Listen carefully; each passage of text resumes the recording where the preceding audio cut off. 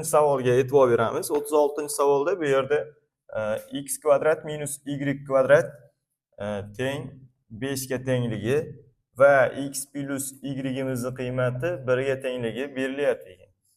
Biz 2 ga bo'lib olamiz. Demak, endi bu yerda nima qilishimiz kerak? Bu yerda ko'rinib turibdiki, mana bu ifodamizga e'tibor bersanglar, x kvadrat minus y kvadrat. Bu nimanidir eslatib olmayaptimi? Bu nimanidir eslatib olmayaptimi? Qaysi formulaga o'xshayapti? X minus y va x plus y ta'rifida nima qiladi? Qavsdan ochilishi mumkin bo'laveradi. Ya'ni x minus y va yana nima bo'lar ekan? X plus y. Teng nechaga edi? 5 ga edi. Endi mana bu ma'lumotlar bu sizlarga tegish, ya'ni sizlarga kerakli bo'ladigan ma'lumotlar ekan. Ya'ni siz x plus y ni 10 ga 1 da qo'yishga haqqingiz bor degan. Ya'ni x plus y qayerdadir kelib qolsa, uni o'rniga 1 qo'yishimiz mumkin. Biz demak mana bu yerga nima qo'yishimiz mumkin ekan? 1 qo'ysak bo'lar ekan. Ya'ni x minus y ko'paytirilgan 1 teng nima bo'lib qolyapti? 5. Mana ko'ryapsizlarmi? Mana buni o'rniga 1 da o'zini qo'yib qo'ydim. Endi sekingina tepada x plus y qiymati bormidi? 1 da baribir har tarafga olib o'tsak, baribir nima bo'laveradi? 5 bo'lib qolaveradi. X plus y'imizning qiymati nimaga teng edi? 1 ga tengmidi? Mana endi mana bu ikkalasi bu sistemani o'chirib qo'yaman-da. Bu ikkalasi bitta sistema qilib qo'yaman. Bir ham kerak emas. Endi qaranglar. X minus y qiymati nimaga teng ekan? 5 ga. Demak, buni ishlashimiz uchun oddiy bitta harakat. Bitta qo'shib yuborsak, o'z nomalarini olib ketar ekan. Yo'q bo'lib ketar ekan. Ya'ni bu yerda 2x teng 5 plus 1 tarzida. Xo'p, bu yerdan 2x'imizning qiymati 6 ga, x'ning qiymati 6 bo'lingan 2 ga. Ya'ni x'imizning qiymati nechaga teng ekan? 3 ga teng ekan. Mana bu yeringiz yo'q bo'lib ketdi. Nimaga yo'q bo'lib ketdi, bildingizmi? Chunki uni o'rniga biz 1 da qo'ya oldik-da. Chunki x plus y qiymati 1 ga teng edi. Shuning uchun. Va bu yerda endi o'zimizga xohlagan yo bunga qo'yishimiz mumkin yoki bunga qo'yishimiz mumkin. X ni o'rniga. Ya'ni endi menga mana bunga qo'yish jicha hisob-kitob qilishga to'g'ri keladi. Shuning uchun mana bunga qo'ysam, bu osonroq chiqar ekan javob. Shuning uchun x plus y ni qiymati nimaga teng edi? 1 ga teng edi. X ni o'rniga nima qo'yib qo'yish haqqimiz bor bizda? 3 kelib chiqdi mana. 3 qo'yib qo'ysak bo'ladi. 3 qo'shilingan y teng 1. Va bu yerdan y topsak 1 minus 3 bo'lib, y'imizning qiymati minus 2 qiymati nima qilar ekan? Kelib chiqarar ekan. Bo'ldi, mana shunday ishlanadi. Tushunarligi? Yaxshiroq tushuninglar, chunki bunaqa savollar 36, 37, 38, 39 larda kelyapti. 37-savolga diqqat bilan e'tibor bersanglar, y kvadrat ko'ryapsizlarmi? X kvadrat teng y kvadrat minus 3 deb boshlanibdi. Y kvadratni har tarafga olib o'tingda.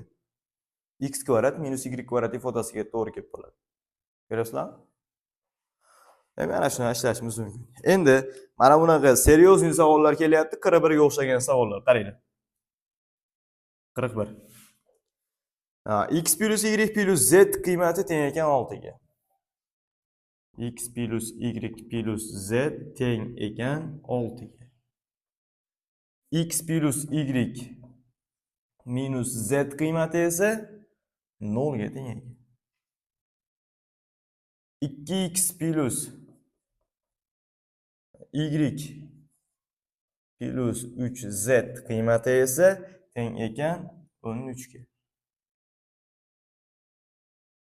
Demak, bu yerda ko'ryapsizlarki, noma'lumlar soniga bitta qarab qo'yasizlar. Noma'lumlar nechta kelyapti? X ham bor, y ham bor, z ham bor. Ko'ryapsizlarmi? 3 ta noma'lum. 3 noma'lum tenglamani ishlayotganda nima qilish kerak? 3 noma'lumdan avval 2 noma'lumga, 2 noma'lumdan 1 noma'lumga olib o'tib turib keyin ishlaymiz. Tushunarlimi? 3 dan 2 ga, 2 dan 1 ga. Ya'ni 3 noma'lumdan 2 noma'lumga endi qanday olib o'tamiz?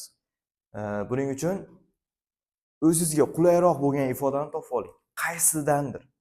Yo birinchisidan, yo ikkinchisidan yoki uchinchisidan. O'zingizga qulay bo'lganini. X topasizmi, y topasizmi, z topasizmi, farqi yo'q. Demak, shu yerdan Men mana bu yerdan z topishim juda qulay turibdi. Bilasizlarmi? Ikkinchisidan. Mana x plus y minus z teng edi nimaga? 0 ga turibdi. Ko'rasizlar? Men mana shu yerdan z topishim juda qulay. Chunki nima qilaman uni? Z nan tarafga olib o'tib qo'ysam bo'ldi-da. Mana x plus y teng nima? Z topib olyapti ko'rayotgan bo'lsanglar. Ya'ni bu degani x plus y teng z degani nima degani? Siz mana bu holatda agar yaxshi tushunmayapman desanglar, buni siz mana bu holatga yozib olishingiz ham mumkin. Z teng x plus y. Bu sizga nima imkoniyat beradi? Bu sizga z o'rniga x plus y ni qo'yishga imkoniyat beradi. Ya'ni siz qaysidan topdingiz uni? Mana bundan topdingiz, to'g'rimi? Mana bonusdan topdingiz. Endi siz nima qilasiz? Z bor yerga birinchisi va uchinchisi qo'yib qo'yasiz. Mana ketdik. X plus y plus z kelyapti. X plus y teng 6. Endi qaranglar, yana pastga qo'yamiz. 2x plus y plus 3 qavsga olasizlar. Chunki bu ifoda mana bu ifodangiz. Ko'ryapsizmi? Z o'rniga nima qo'yamiz? X plus y teng 13. Demak, qavslar ochib soddalashtirib qo'yamiz endi. Mana hali vahimali turgan ifodangizni soddalashtirsangiz oddiy holatga aylanib qoladi. Ya'ni qarang, birinchi mana bundan boshlab. Bu nimani beradi? Mana bu yergacha. 2x plus 2y teng 6 ga tengligi va qarab turibsizki, bu yerda 2 hammasi nechiga bo'linadi? 2 ga bo'linadigan bo'lib turibdimi? Bo'linadigan bo'lib turibdi. Bu xolasangiz bo'lib yuborsangiz ham mayli. Va mana bunga chiqadigan natijasiga qarab turib keyin bo'lsangiz ham mayli. Mana buni qavs, endi mana buni soddalashtiramiz. 2x plus y plus 3x plus 3y teng nechiga? 13 ga. X'lar soddalashtiringda bitta. X'larimiz 2x u 3x. Nima bo'lyapti? 5x. Xo'p, y ga 3y'imiz 4y teng nechiga ekan? 13 ga ekan. Endi mana bu qarang, 2 ga bo'lyapman degani, ya'ni birinchi ifodamidi. Ya'ni mana bu yerda soddalashtirganmiz. 2 ga bo'lib o'radigan bo'lsak, x plus y teng necha bo'lib qolyapti? 3 bo'lib qolyapti. Endi sekingina mana shuni pastga olib yozib olasiz. X plus y teng nechiga? 3 ga. Haliga aytganimdek, boshida aytdim sizlarga, esingizda bo'lsa. Ya'ni 3 noma'lumdan nechaga olib keldim men? Bilasizlarmi? 2 ta noma'lumligiga olib keldim. Endi bu 2 noma'lum tenglarni siz mana shu yergacha bo'lgan savollarda ishladingiz. Endi bu menimcha juda oson bo'lsa kerak. Mana bu yerdan xohlasangiz x da, xohlasangiz y da yo'qotishingiz mumkin.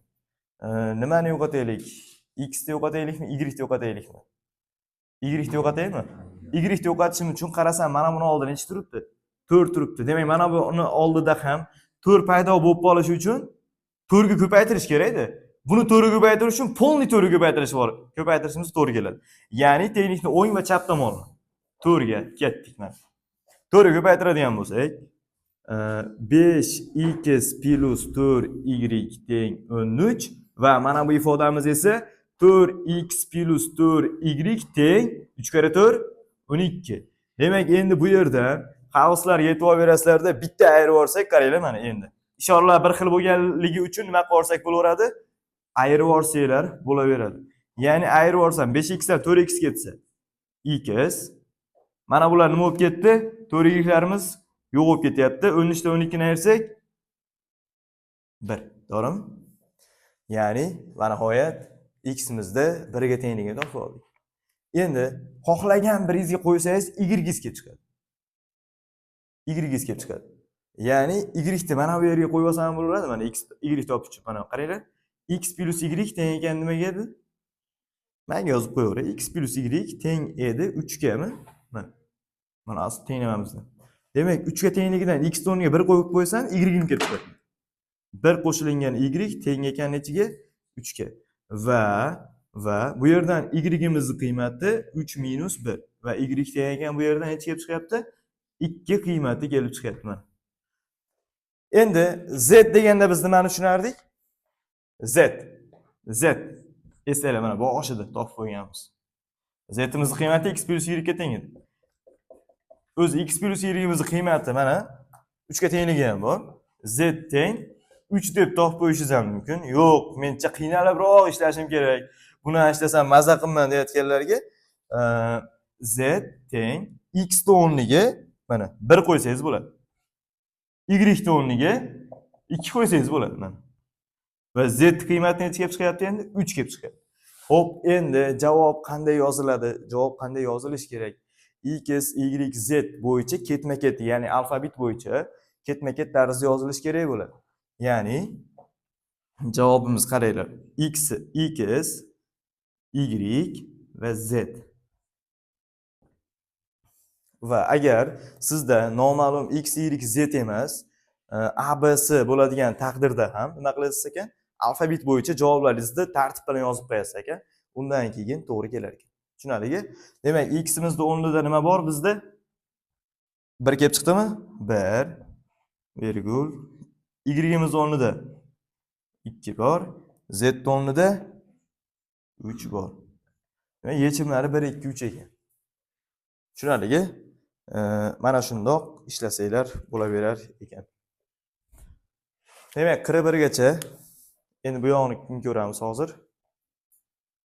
Bu savolimizda 1 2 3 4 degan bo'lsak, 4 tomonini tenglamaygan deb qo'rqib ketishingiz mumkin.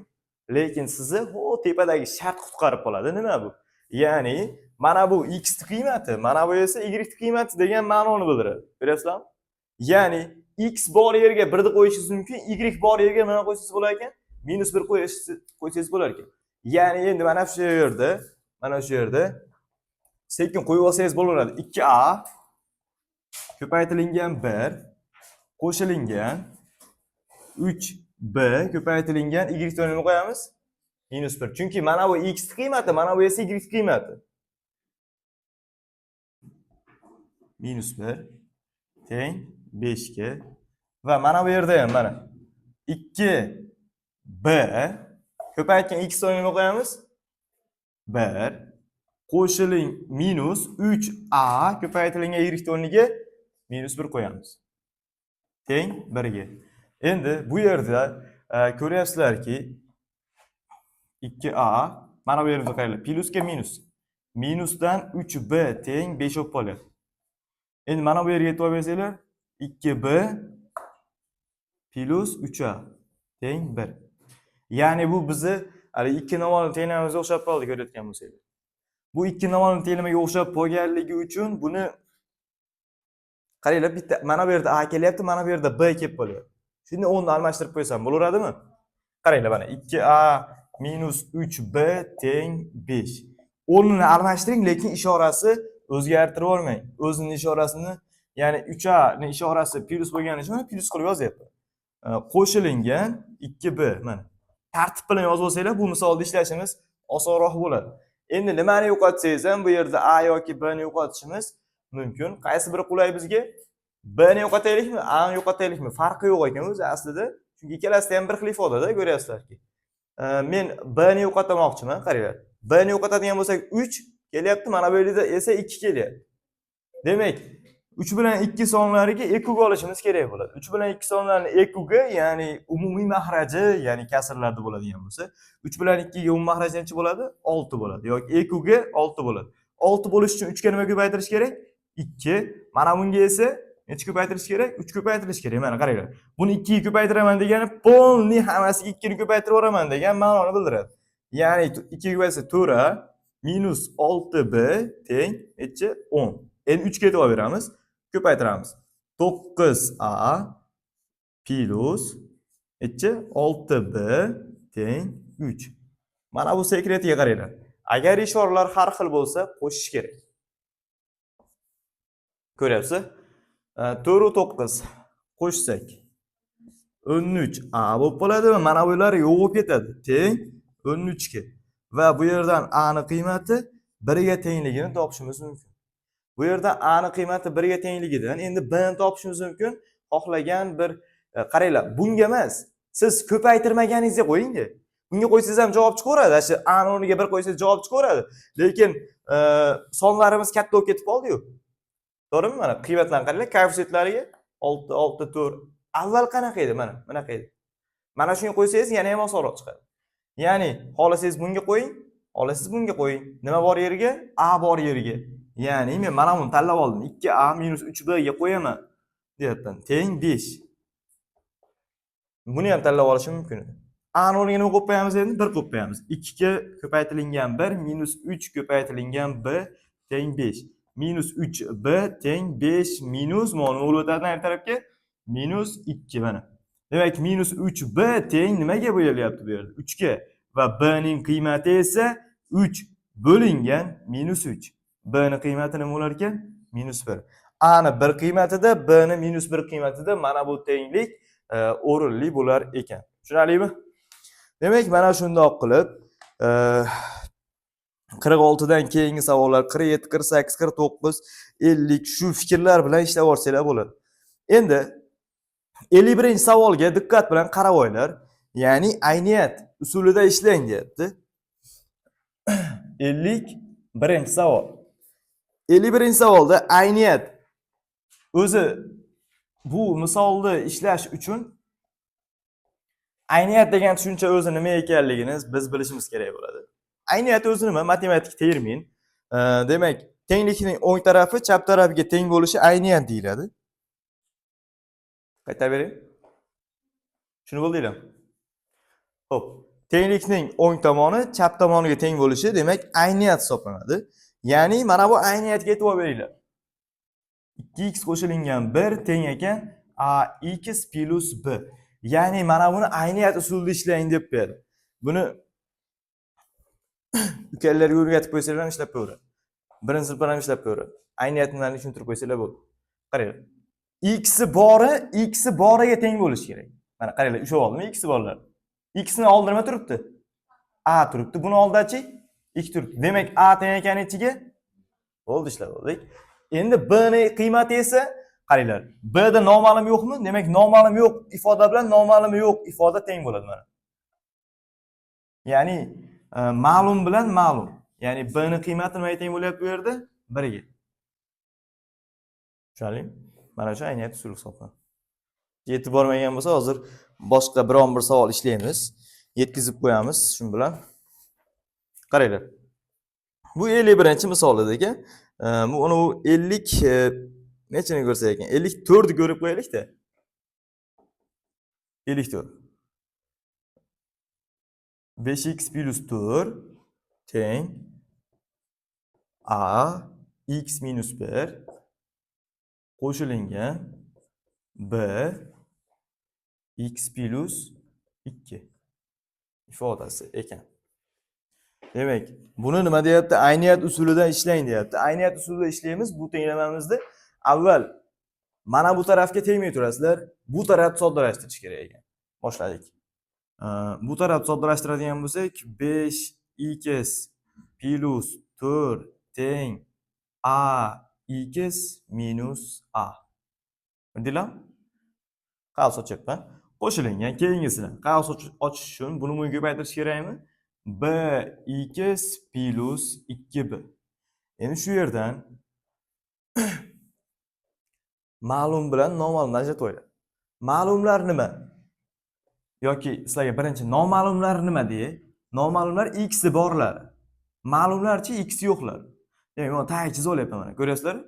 Mana 5x plus 4 teng mana bunda yozib olsangiz ham bo'ladi. Ax plus bx teng minus a plus 2b mana bunda yozib olsangiz bo'ladi. Xohlasangiz mana bundan endi tenglab qo'ysangiz ham bo'laveradi yoki yo'q, gulni gulga qo'yib ishlayman desanglar, mana bunaqa qilib x chiqarib olsanglar a plus b qoladi. Minus a qo'shilgan 2b mana. Teng bu tarafda nima turibdi? 5x plus 4 turibdi. X boriga teng bo'lishi kerak. Ya'ni x oldida nima turibdi? Ko'ryapsizlarmi? 5. Bundachi a plus b. Demak, a plus b ning qiymati nimaga teng bo'lishi kerak ekan? 5 ga. Yanachi minus a qo'shilgan 2b qiymati esa mana ozod xatga teng bo'lar ekan, chunki buni x yo'q degani ozod xat degani.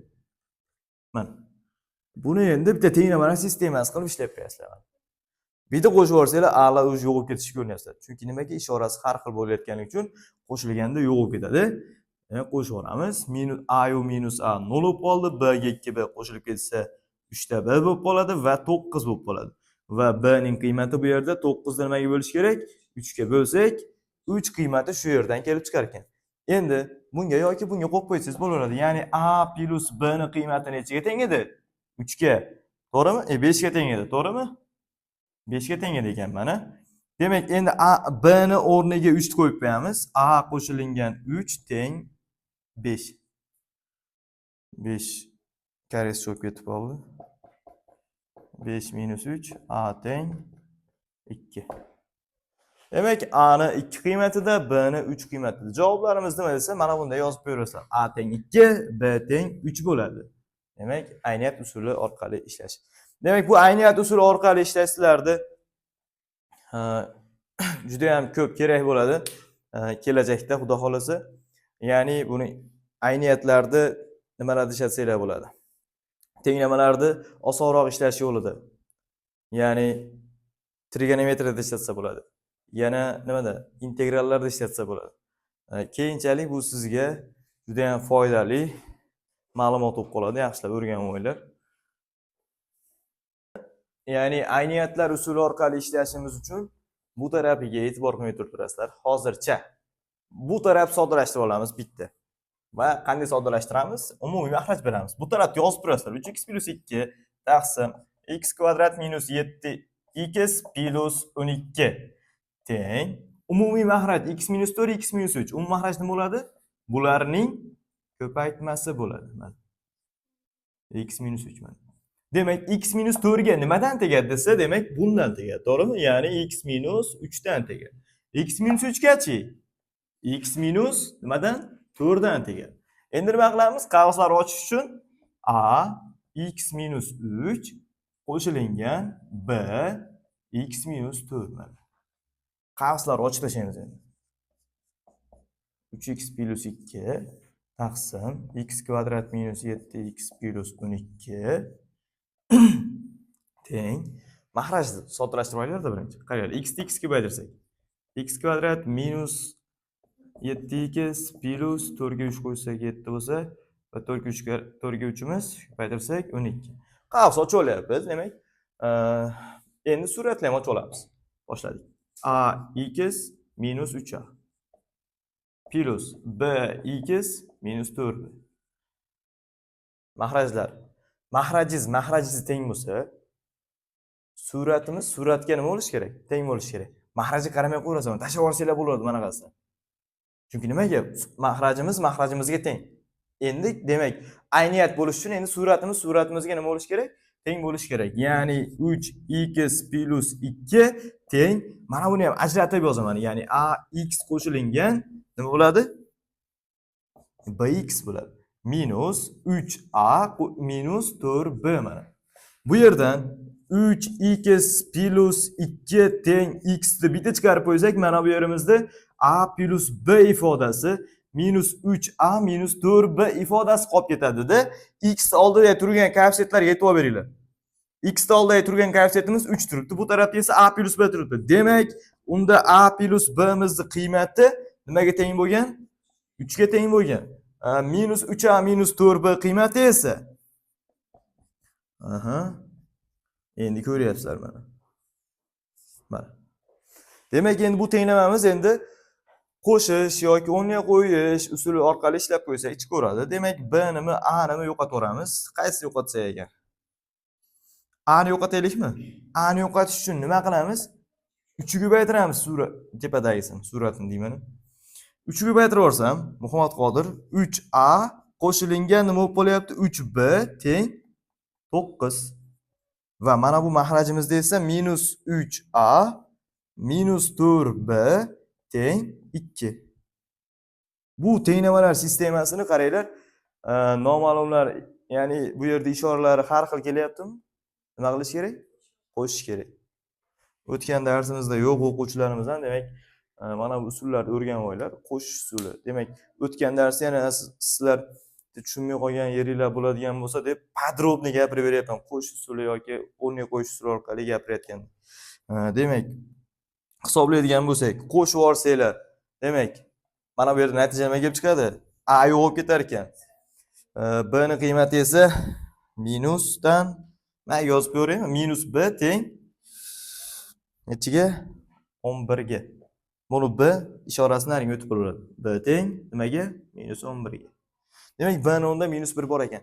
Minus 11 bor ekan degan. Endi a plus b ning qiymati nimaga teng edi? A plus b ning qiymati 3 ga teng edi. B nolga nima qo'yishimiz mumkin? Minus 11. A minus 11 teng nechiga? 3 ga. Bunday qilamizda A teng 11 plus 3. A teng 14. Misolni ko'rib, duxni berib qo'ymanglar. Misolimiz o'zi prostacha vahimali misol ekan xolos. Haligi yozuvda kattaroq ko'rinadi ekan xolos. Lekin ishlanishi ko'ryapsizlarki, oddiy. Mana ummaraj beryapmiz. Suratlarni ko'paytirib chiqyapmiz. Keyin nima qilyapmiz? Soddalashtiryapmiz. Ayniyat usuli orqali qo'yib qo'yapmiz. Tushunarlimi? Demak, endi bunga o'xshagan, ya'ni shunga o'xshagan savollar keladi, ya'ni 61, 62, 63 lar. Demak, endi shunga qarab ishlasangiz bo'laveradi. Agar mabodo muammo bo'lib qolsa, yana darsga bir ko'rib ham qo'yamiz, xudo xolasa. 3 talikni ko'rib baribir 3 talikni ishlamaganmiz deb ishlamay qo'yaverasizlar. Shuning uchun bir ishlab qo'yaman men ham. 63 ni ko'rsakmikan, qaranglarchi. 64 ni ko'raylikmi? 63 da siz qilishingiz mumkin bo'lgan bitta harakat borda, shuni tushuntirmoqchiman, chunki yo'q, 63 ni ko'ramiz ekan. 64 shundan kelib chiqqan xulosaga ko'ra ishlab qo'ysangiz bo'laveradi. 2x minus 3 2x minus 3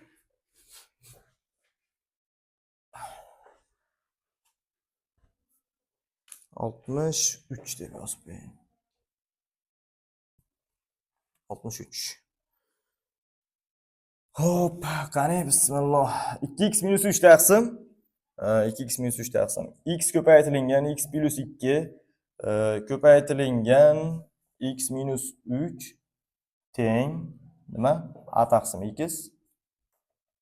qo'shilingan b taqsim x plus 2 qo'shilingan s taqsim x minus 3 ifodasi ekan. Endi umumiy mahraj, ya'ni birinchi kelish kerak bo'lgan fikr umumiy mahraj berish kerak degan fikr. Ya'ni umumiy mahraj, ya'ni bunga nimadan tegadi? Xo'p, men faqatgina fokusni bu tarafga qaratyapman. Oxirida bu yerga keltiramiz. Qaranglar. Umumiy mahraj nima bo'ladi bularga qaranglar.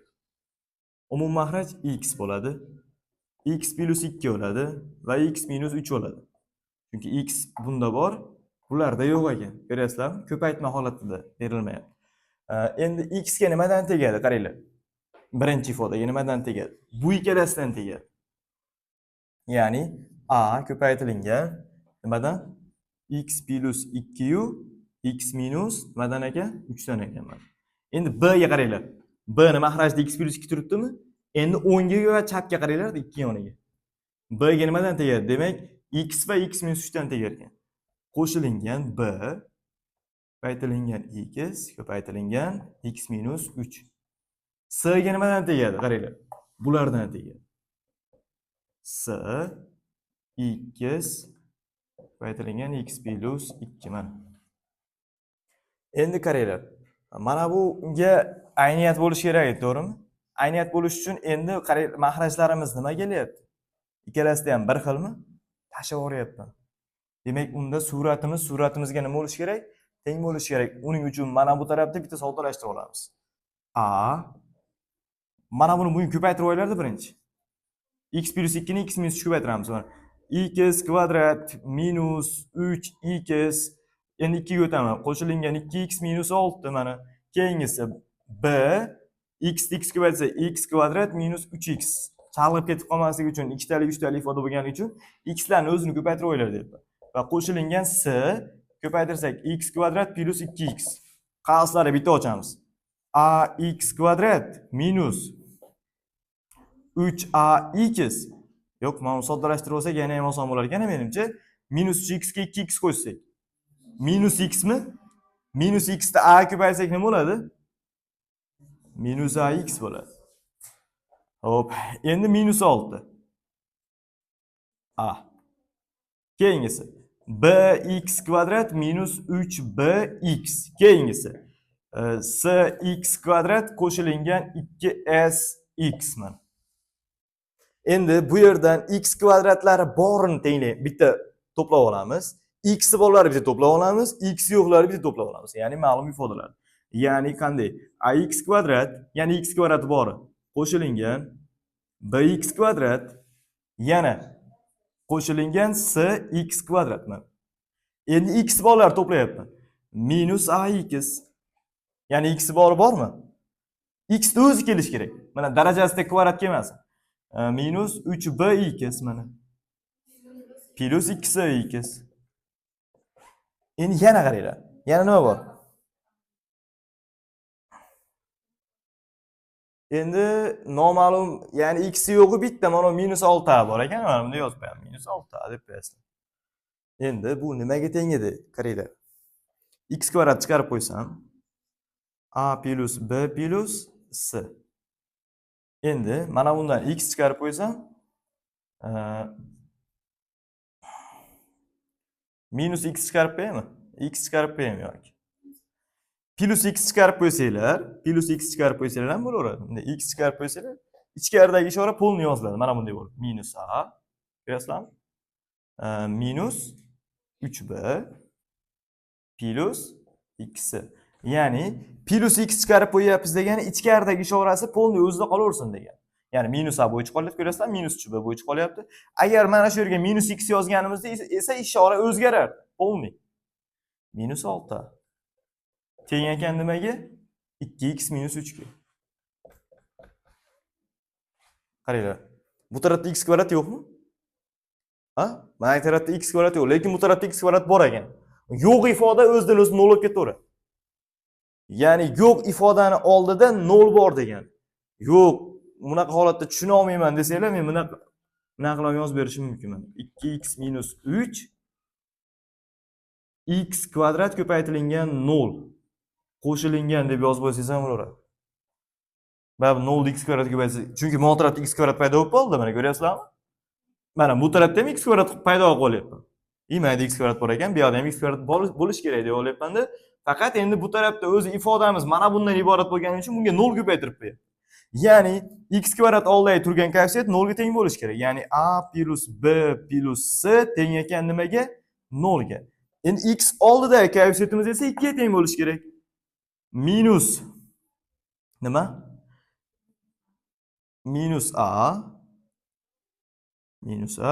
minus 3b plus 2c qiymati teng ekan x ni oldidagi koeffitsiyentga 2 ga.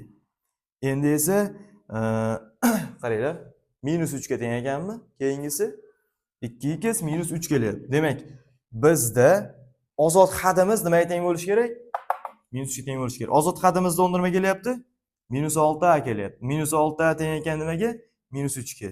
Mana sizlarga tenglanma. 3 noma'lum tenglar bo'lib qoldi. Endi bunday qilamizda, qarasangiz mana bunda a topish oson turibdi-yu. Demak, minus 6a teng ekan nimaga? Minus 3 gami? Shu yerda a ni bitta topib qo'yasiz. 3 taqsim 6, ya'ni bu 1 taqsim 2 yoki yana ham podrobniy yozganimizda 0,5 degan ma'noni bildiradimi? A ni qiymati 0,5 ga tengligini topib olganimizdan keyin olasingiz mana bu yerga borib qo'yvorsangiz ham bo'laveradi. Mana bu yerga borib turib qo'ysangiz ham kelib chiqaverar ekan. Qaranglar. B plus C A bo'lsa, mana bu yerga borib qo'ysakmikin? Xo'p, mana bu yerga yozyapman. Minusdan A ni o'rniga nima qo'ysak bo'ladi? 0,5. O ikkinchisidan keltirib chiqarib yozyapmiz mana. A ni o'rniga minus 0,5 minus 3b qo'shilingan 2c teng 2. Endi mana bunda ham a bormi? Shunda ham a ni o'rniga qo'yapmiz. Buni a ni o'rnida nima bor? 0,5 bor. Mana 0,5 plus b plus c teng 0 ga. Mana bundan tenglamalar sistemasi bo'lib qoldi. Mana buni qaranglar. minus 3b qo'shilgan ikkisi teng minus 0,5 nari tarafga o'tkazaveramiz. Tenglik nari tarafiga. Nima bo'lib o'tadi? Mana bu tarafga o'tayotganda. Plus 2 ga 0,5 nima bo'lib ketadi? Qo'shilib ketib qoladi, ya'ni 2,5. Mana 2,5 qiymat kelib chiqadi. Va b plus c ning qiymati esa mana 0,5 ga tengmidi? Nari tarafga olib o'tib qo'ysanglar, nima bo'lib o'tadi bu? Minus 0,5 bo'lib o'tadi. Endi bunga bitta nima kerak? 2 ko'paytirib yuborsak, 2 ko'paytirib yuborsak, 2 ko'paytirib yuborsak, minus 3b qo'shilgan ikkisi teng 2,5. 2 ko'paytirganligimiz uchun mana bunga necha bo'lib qoladi? 2b qo'shilgan ikkisi teng. Bu tenglamalar sistemamizga savolda aytilyaptiki, nechta yechimga ega ekanligini aniqlang deyapti. Yani bu yerda nechta yechimga ega ekanligini aniqlang deyapti. Uning uchun biz ana shu qo'shish usulidan foydalanib ko'rsak, qo'shib olsak 0, hozir ko'ramizda nima bo'lar ekani. Buni ham qo'shib olsak nima bo'lib qolyapti? 0 bo'lib qolyapti. Buni ham qo'shib olsak necha bo'lib qolyapti? 5 bo'lib qolyapti-yu. Ikkita 0 ning qiymati 5 ga teng bo'ladimi? Demak, 0 teng 5 bo'la oladimi? Rostmi, yolg'onmi? Yolg'on bo'lsa, demak, yechimi yo'q deysizlar. Yechimi yo'q chiqib qoladigan bo'lsa, nechta yechim bor desa, demak, yechimi yo'q deb javob berishlar mumkin bo'ladi. Demak, bu 66.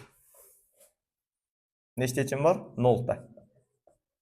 Nechta yechim bor desa 0 ta yoki yechimi yo'q desangiz ham bo'laveradi. Keyingi savollar ham xuddi shunday. Endi 71-savolga diqqat bilan qaranglar. 71-savolda masalan 3x minus 5y kelayotgan tengagan 81 ga va keyingisi esa ax plus 6y teng 100 ga. Demak, sizlarga eslatib o'taman. Demak, a parametrini qanday qiymatlarida tenglama sistemasi yechimga ega bo'lmaydi. Tenglamalar sistemasi yechimga ega bo'lmasligi uchun qanaqa shart bajarilishi kerak edi? Biz mana buni eslab qo'yaylik. Ya'ni bitta ikkita formulalar bor, shu formulalarni aytmay qo'yaverib, sir bo'yicha qolib ketaversin menda. Lekin biz o'zimiz biladigan narsadan foydalanib ishlab qo'yaveramiz. Ya'ni ax teng b holat bo'yicha tenglamamiz yechimga ega bo'lmasligi uchun nima bo'lishi kerak edi? A teng 0 ga, b teng emas nimaga? 0 ga. Mana shu shart bajarilishi kerakmidi? Biz bilamizmi buni? Demak, buni endi tenglamalar sistemasiga qo'llaymiz. Endi qarasangiz bu yerda nima bor? X bor. Endi mana yerda y ham bor ekan. Endi nima qilamiz bu yerda? Oycha diqqat qilmaysizda, y ni yo'qotish kerak deb edi. Ana shunda x paydo bo'lib qoladi. Keyin mana buni o'zi bilan bir xil ifoda paydo bo'lib qoladi. Ya'ni y ni chopish uchun nima qilamiz? 5 va 6. 5 va 6 ga nima kerak? 30 kerakmi? Demak, 5 bilan 6 ga ko'k 30 bo'ladi. Shuning uchun 30 olsak bo'ladi. Demak, bunga 6 kerak, bunga esa 5 kerak. Tenglikni o'ng va chap tarafiga ko'paytiramiz shu tarzda. Ko'paytirganimiz 6 kare 3. 18x minus 30y teng 81 kare 6. 486 aniq. Bunda esa mana a mana. Maktabdacha chiroyli yozmagan ekanman. 6 kare 5. 30y teng 500. Endi nima qilamiz bu yerda? Qo'shib yuboramiz, to'g'ri. Demak, 18x qo'shilgan 5ax teng son chiqar ekan va bu tarafimiz 986. Endi ko'ram ko'rib turibdiki bu yerda ya'ni b teng emas 0 ga tengligini. B deganda nimani tushunardik? Ma'lum ifodani tushunardik, to'g'rimi? Mana b. Mana bu. Yana ham yaxshiroq anglashingiz uchun x chiqarib qo'yaman. 18 plus 5a teng nimaga? 986 ga. A o'rnida turgan ifoda mana, b o'rnida turgan ifoda mana. B ni 0 ga teng emasligini ko'rishingiz shart emas ekan. O'zi 0 ga teng emas ekanda bu. 986 turibdi. To'g'rimi? Qanaqadir bu yerda noma'lumga bog'liq, masalan 986 minus a bo'lib qolgan deydi. 986 minus a bo'lib qolgan deydi. Mana shu yerda bu tarafda 0 ga teng emasligi ishlab qo'yadi. Endi bu tarafda noma'lum qatnashmayotganligi uchun, ya'ni bu tarafimiz o'zi 0 ga teng emasligi o'zi ko'rinib turganligi uchun bu tarafni ko'rmay qo'yaverasizlar-da. Mana bu yerda o'zini ishlab qo'yasiz. 18 plus 5a nima bo'lishi kerak deymiz? Mana. Yechimga ega bo'lmaslik sharti mana bu edi-yu. Demak, buni qo'yib qo'yamiz. Shu teng 0 ekan. 5a teng ekan -18 ga. Bu yerdan kelib chiqyaptiki, a ning qiymati teng bo'ladi -18 taqsim 5 ga. Yoki-da 2 ga surat mahrajiga ko'paytirib olsanglar ham, surat mahrajiga ko'paytirib olsak -36 taqsim 10 yoki-da -3.6. Xohlagan birida bo'lishi mumkin, javoblar variant. Tushunarligi. Demak, bu 71 ekan. 71 dan keyingi savollar shu tarzda ishlayverasizlar. 72, 73, 74, 75 larni ham shu tarzda ishlasanglar bo'laveradi. Xo'p, endi yana nima bor? Xo'p, 71, 72 ni ham ko'rsakmikin? 74 ni ko'rib qo'yaman. Qaranglar. 74 ni ko'rib qo'yaman bitta. A minus 1 x A minus 1 x qo'shilingan 4y. Minus 6 bu tarafda turibdi, ko'ryapsizlarmi? Kitobinglarga bitta qarab o'ylang. Minus 6 turibdi. Teng 0 turibdi. Ko'rdinglar-mi? Minus 6 nari tarafga o'tib qo'ysak nima bo'lib qoladi? 6 bo'lib qoladimi? Mana. Endi keyingisida ham endi aytib yurmayman-da, bir to'lab o'tib yozsak 2x plus a plus 1 nima? Y. Teng necha bo'ladi endi? Faqat -3 bo'ladi. Sistema yechimga ega bo'lmaslik sharti mana bu shart. Endi lekin bu tenglamani oldida endi a plus 1 kelyapti, ko'ryapsizlarmi? Buni oldida 4 kelyapti. Y ni yo'qotib olish kerak. Y ni yo'qotish uchun nima qilish kerak? Mana buni a plus 1 ga ko'paytirish kerak. Mana bu tepadagisi. Pastdagisini esa 4 ga ko'paytirish kerak. Ana shunda biz ko'zlagan maqsadimizga yetamiz. Mana a minus 1 ko'paytirilgan a plus 1 ko'paytirilgan x qo'shilingan 4 y a plus 1 teng 6 a plus 1. 4 ni ko'paytiramiz. 8x qo'shilingan 4y a plus 1 teng, bu taraf ko'paytirish esdan chiqib qolmasin, -12. Hop. Ayirib tashlaymiz. Ayirib tashlasak, mana buni bunga ko'paytirib qo'ysanglar, menimcha juda ham sodda bo'lsa kerak bu. Buni bunga ko'paytirsak. Ya'ni bu a kvadrat minus 1 degani o'zi aslida x, to'g'rimi? Ayrilingan, nima? 8x. Bundan buni ayirsanglar nima bo'lib ketadi? Yo'q bo'lib ketadi. 6 a plus 1 minus 12. O tayyor holatga kelib qoldi, mana qaranglar. Nima bo'lib qoladi? Plus bo'lib qoladi. Xo'p, endi mana bu yerdan x chiqarib qo'ysak, a kvadrat minus 1 minus 8. Endi men mana uni olib o'tmayapman, ko'rayotgan bo'lsanglar. Bu tarafga olib o'tib bir narsalar qilmayapmiz. Nimaga? Chunki noma'lumlar o'zi ajrab turibdi, ma'lumlar ajrab turibdi-da. Ko'rasizlar, bu tarafda x qatnashmayapti. Agar bu tarafda ham x kelib qolganda edi, bu tarafga olib o'tib qo'yardik. Sen bu yerda seni joyingda. O'tirib soddalashtiramiz, qavslar ochamiz. 6a plus 6 plus 12. Demak, x a kvadrat minus 9 teng 6a plus 18. Hali yuqorida aytdim, mana bu yerda aytdim. Bu savolda, ya'ni tenglikni narigi tarafimizda ham mana qaranglar. Bu taraf ma'lum tarafda ham nima kelyapti? Ko'ryapsizlarmi? Noma'lum kelyapti. Endi bu tarafni ko'rishimiz shart bo'ladi. 0 ga teng emasligi. Tushunarlimi? Xo'p. Bu tarafimizga e'tibor beringlar. Tenglamamiz yechimga nima bo'lishi kerak ekan? Ega emas bo'lishi kerak. Bir yozib ham qo'yaveraman. Ax teng b. A nima, b nima? A bu yerda mana bu, b esa bu ifoda, to'g'rimi? A ni nima bo'lishi kerak?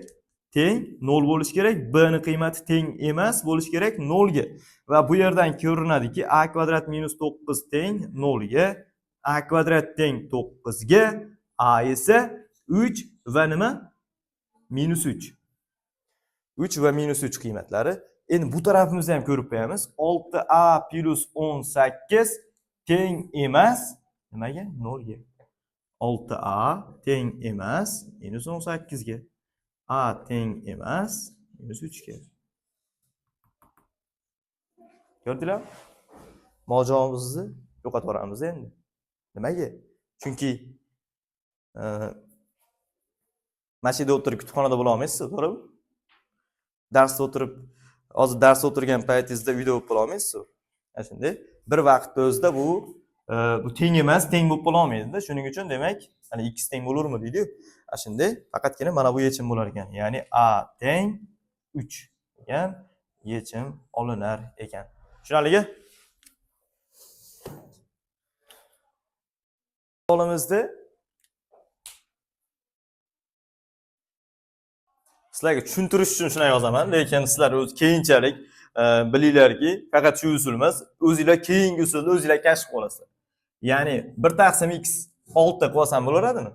6 ko'paytgan 1 taqsim x qo'shilingan 2 ko'paytirilgan 1 taqsim y bo'lyapti. Mana bunday qilib. Teng 3 mana.